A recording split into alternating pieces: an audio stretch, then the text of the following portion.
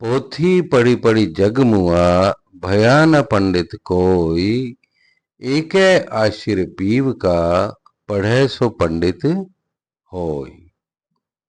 तो कबीर जी इस दोहे में क्या समझाना चाहते हैं हमें, वो हमें बताना चाहते हैं कि प्रैक्टिकल एक्सपीरियंस के सामने किताबी ज्ञान जो है वो व्यर्थ है। प्रैक्टिकल एक्सपीरियंस है वही ऑथेंटिक नॉलेज है। ठीक है, किताबी ज्ञान, कोरा किताबी ज्ञान जो है उसके सामने व्यर्थ है। तो जो लोग ईश्वर को पाना चाहते हैं, ईश्वर के बारे में जानना चाहते हैं, वो तरह तरह के शास्त्र पढ़ते रहते हैं। ठीक है, तरह तरह के शास्त्र पढ़ते रहते हैं और पढ़ पढ़ के वो चले जाते हैं। ठीक है, उनको सच्चा ज्ञान नहीं मिलता, ईश्वर के बारे में उनको सच्चा ज्ञान प्राप्त नहीं हो पाता। खाली वेद पुराण और शास्त्र पढ़ने से ईश्वर की प्राप्ति नहीं होती, शाश्वत ज्ञान जो है उसका दर्शन नहीं होता। तो उसके लिए क्या करना पड़ता है? तो कबीर जी बताते हैं कि एकै आशिर पीव का, एकै आशिर पीव का। पीव का मतलब है ईश्वर प्रेम, ईश्वर प्रेम कि एक ही अक्षर ईश्वर के प्रेम का चख लिया जाए।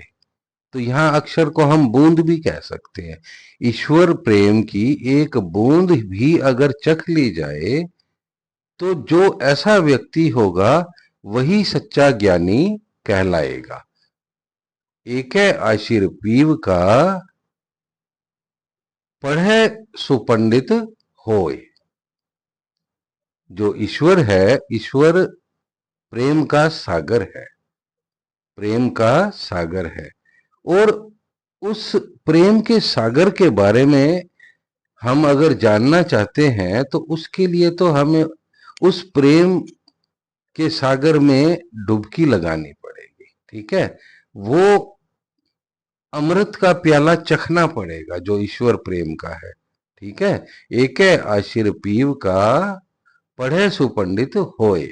मतलब ईश्वर प्रेम की एक बूंद भी अगर चख ली जाए तो समस्त शास्त्रों का ज्ञान अपने आप ही हो जाता है। ठीक है, तो जो अनुभूति है, ईश्वर को जानने की बजाय ईश्वर प्रेम की अनुभूति करना वो ज्यादा सार्थक है। ठीक है? शास्त्रों के माध्यम से जो लोग ईश्वर को समझना चाहते हैं उनको कबीर जी जो है ये समझाते हैं कि इसकी आपको कोई जरूरत नहीं है। ठीक है, आपको इसकी कोई जरूरत नहीं है। आप कितने भी शास्त्र भले ही पढ़ लें, आप ईश्वर प्रेम को नहीं पा सकते, ईश्वर प्रेम को नहीं पा सकते। उनको तो भक्ति के द्वारा, भक्ति के द्वारा पाया जाएगा। ठीक है, जो ईश्वर का प्रेम है वो एक गहरा सागर है, प्रेम का अमृत है वो। उस अमृत की बूंद चखनी पड़ेगी, ईश्वर में डूबना पड़ेगा। ठीक है, तभी आप ईश्वर को जान पाओगे, तभी आप ईश्वर को जान पाओगे।